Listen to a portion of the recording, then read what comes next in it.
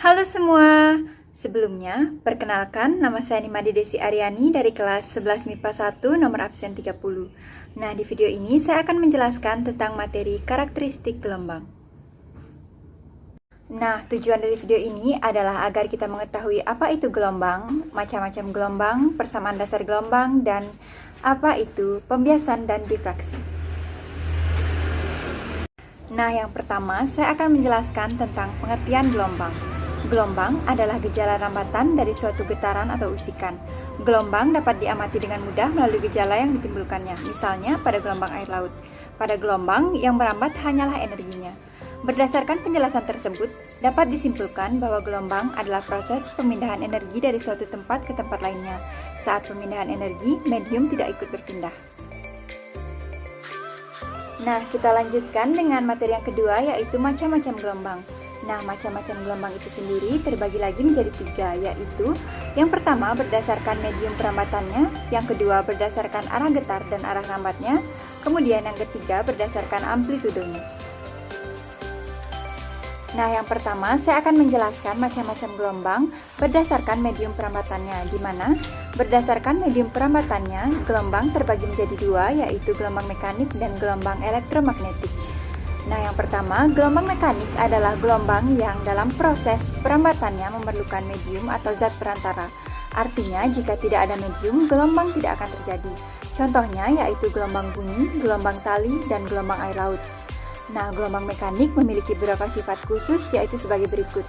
Yang pertama, gelombang mekanik memiliki frekuensi yang terbatas, dan gelombang mekanik hanya dapat didengar oleh manusia pada frekuensi tertentu, yaitu 20-20.000 Hz. Nah, kita lanjutkan dengan yang kedua, yaitu gelombang elektromagnetik. Gelombang elektromagnetik adalah gelombang yang dalam proses perambatannya tidak memerlukan medium. Contoh dari gelombang ini adalah gelombang cahaya, gelombang radio, sinar X, dan sebagainya. Gelombang elektromagnetik memiliki beberapa sifat khusus, yaitu sebagai berikut. Yang pertama, gelombang elektromagnetik memiliki frekuensi antara 103 Hz sampai 1020 Hz. Yang kedua, gelombang elektromagnetik dapat membentuk spektrum gelombang. Kemudian yang ketiga, gelombang elektromagnetik tidak sensitif terhadap pendengaran, tetapi ada yang sensitif terhadap penglihatan seperti cahaya tampak. Nah, kita lanjutkan dengan macam-macam gelombang yang kedua, yaitu berdasarkan arah getar dan arah rambatnya. Nah, berdasarkan arah getar dan arah rambatnya, gelombang terbagi menjadi 2, yaitu gelombang transversal dan gelombang longitudinal. Nah, yang pertama, gelombang transversal adalah gelombang yang arah getarnya tegak lurus dengan arah rambatnya. Bentuk getaran pada gelombang ini berupa lembah dan bukit. Contohnya adalah gelombang tali, gelombang cahaya, gelombang air, gelombang seismik sekunder, gelombang Rayleigh atau permukaan, dan sebagainya. Yang kedua adalah gelombang longitudinal, adalah gelombang yang arah getarnya sejajar dengan arah rambatnya. Bentuk getaran pada gelombang ini berupa rapatan dan renggangan. Contohnya adalah gelombang bunyi, gelombang pegas, dan gelombang seismik primer. Nah, kita lanjutkan dengan macam-macam gelombang yang ketiga, yaitu macam-macam gelombang berdasarkan amplitudenya, di mana macam-macam gelombang berdasarkan amplitudenya dibagi menjadi 2, yaitu gelombang berjalan dan gelombang stasioner. Kita lanjutkan dengan pengertian gelombang berjalan. Gelombang berjalan adalah gelombang yang amplitudenya tetap setiap saat. Contohnya adalah gelombang bunyi. Sedangkan gelombang stasioner merupakan hasil perpaduan dua gelombang, yaitu gelombang datang dan gelombang pantul yang amplitudo dan frekuensinya sama tetapi arah rambatnya berlawanan. Baik, kita lanjutkan dengan materi yang ketiga, yaitu materi persamaan dasar gelombang. Bisa kita lihat pada gambarnya. Gambar sebelah kiri adalah gambar gelombang transversal pada tali, sedangkan gambar sebelah kanan adalah gelombang longitudinal pada pegas. Nah, kita lanjutkan dengan besaran-besaran terlibat dalam pembahasan gelombang adalah sebagai berikut. Yang pertama, ada amplitudo gelombang yang dilambangkan dengan A besar. Amplitudo gelombang atau simpangan maksimum adalah jarak puncak gelombang ke titik acuan, yang biasanya terletak pada titik 0. Satuan amplitudo gelombang adalah meter. Kemudian yang kedua, ada panjang gelombang yang dilambangkan dengan lambda. Pada gelombang transversal, panjang gelombang didefinisikan sebagai jarak antara dua puncak atau dua lembah yang berdekatan. Satuan panjang gelombang adalah meter. Kemudian yang ketiga ada frekuensi gelombang yang dilambangkan dengan huruf F kecil. Frekuensi gelombang adalah banyaknya gelombang tiap satuan waktu. Satuan frekuensi gelombang adalah Hertz yang ditulis dengan Hz. Kemudian adapun rumus dari frekuensi adalah F kecil sama dengan N kecil per T kecil. N kecil adalah jumlah gelombang yang terbentuk, kemudian T kecil adalah waktu yang ditempuh gelombang, dan F kecil adalah frekuensi gelombang yang satuannya adalah Hertz atau Hz. Nah, kita lanjutkan ke nomor 4, yaitu periode gelombang yang dilambangkan dengan huruf T besar. Periode gelombang adalah waktu yang dibutuhkan oleh gelombang untuk menempuh suatu panjang gelombangnya. Satuan periode gelombang adalah second yang ditulis dengan S kecil. Nah, kemudian rumus gelombang ada dua. Yang pertama, yaitu T besar sama dengan N kecil per T kecil. Kemudian rumus yang kedua adalah F kecil sama dengan 1 per T besar. N adalah jumlah gelombang yang terbentuk, kemudian T adalah waktu yang ditempuh gelombang, yang satuannya adalah S atau second, kemudian F yaitu frekuensi gelombang, yang satuannya adalah Hz atau Hertz, dan T adalah periode gelombang yang satuannya adalah S atau second. Yang kelima, ada cepat rambat gelombang yang dilambangkan dengan huruf V kecil. Cepat rambat gelombang adalah jarak yang ditempuh gelombang tiap second. Satuan cepat rambat gelombang adalah meter per second. Kemudian untuk rumus cepat rambat gelombang ada dua. Yang pertama adalah V kecil sama dengan lambda per T.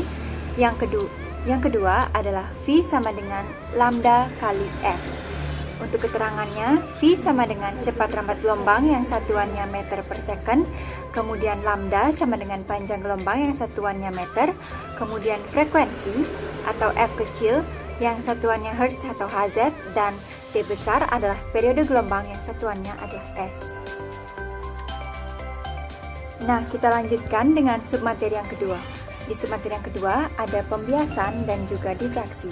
Kita bahas pembiasan. Pembiasan adalah peristiwa pembelokan arah lintasan gelombang. Pembiasan terjadi karena gelombang melewati bidang batas antara dua medium dengan indeks bias yang berbeda. Indeks bias adalah suatu besaran yang menyatakan kecepatan suatu medium. Indeks bias dapat didefinisikan sebagai perbandingan antara cepat rambat cahaya dalam ruang hampa dan cepat rambat cahaya dalam suatu medium tertentu. Secara matematis, indeks bias dirumuskan sebagai berikut. N kecil sama dengan C kecil per V kecil.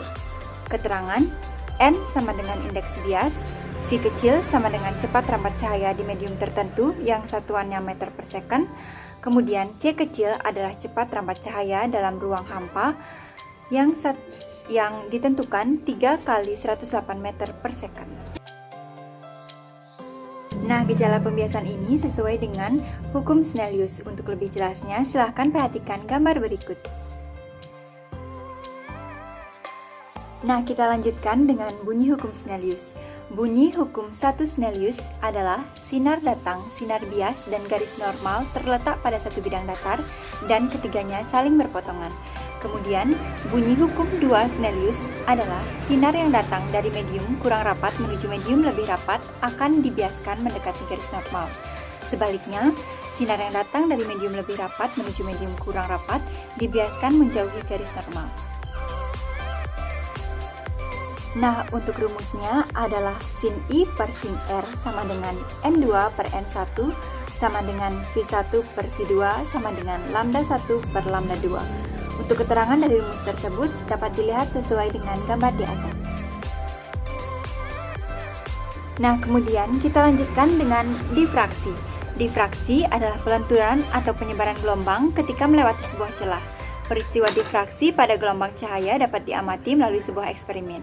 Hasil eksperimen akan menunjukkan pola terang dan gelap pada layar. Pada peristiwa difraksi, semakin besar panjang gelombang cahaya yang melewati celah, semakin kuat pula cahaya tersebut dilanturkan. Gejala difraksi akan semakin tampak jelas apabila celah yang dilewati semakin sempit. Contoh difraksi dalam kehidupan sehari-hari adalah saat kamu mendengar suara mobil di tikungan jalan. Meskipun kamu belum melihat mobil karena terhalang oleh bangunan atau pepohonan, tetapi suara mobil tersebut sudah dapat terdengar. Jadi, yang dapat saya simpulkan dari pembahasan di atas yaitu pengertian dari gelombang adalah getaran yang merambat. Ada pula macam-macam gelombang. Yang pertama, berdasarkan medium perambatannya, ada gelombang mekanik dan gelombang elektromagnetik. Kemudian yang kedua, berdasarkan arah getar dan rambatannya, ada gelombang transversal dan gelombang longitudinal. Kemudian yang terakhir, berdasarkan amplitudo, ada gelombang berjalan dan gelombang stasioner.